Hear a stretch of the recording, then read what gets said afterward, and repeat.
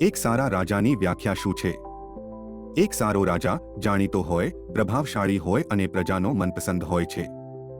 તેથી તેની પ્રજા એક આરામ અને સ્થિરતાની ભાવનાનો આનંદ માણે છે.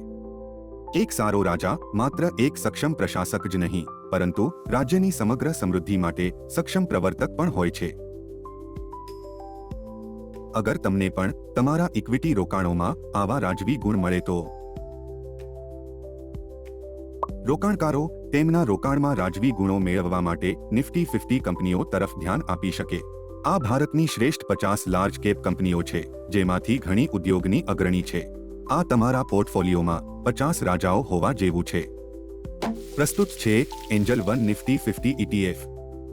નિફ્ટી 50 TRIને ટ્રેક કરતી large cap passive mutual fund યોજના. આ ભારતનો સૌથી મોટો અને સૌથી લોકપ્રિય માપદંડિત ઇન્ડેક્સ પણ છે.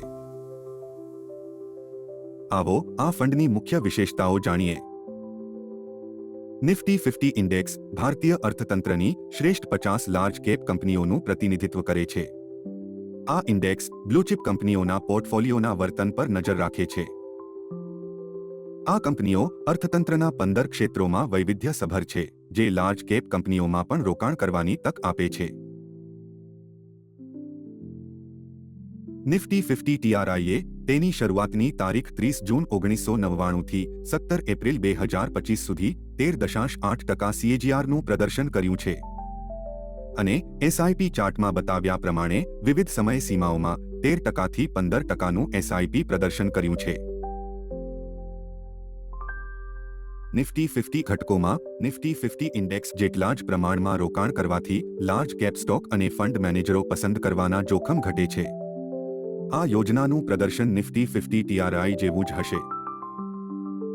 ભારતની શ્રેષ્ઠ 50 કંપનીઓમાં રોકાણ કરો. इंडियन इक्विटी के 50 बादशाह एक ही फंड में. Angel one Nifty 50 ETF. NFO 5 में 2025 ના રોજ ખુલશે અને 16 મે 2025 ના રોજ બંધ થશે.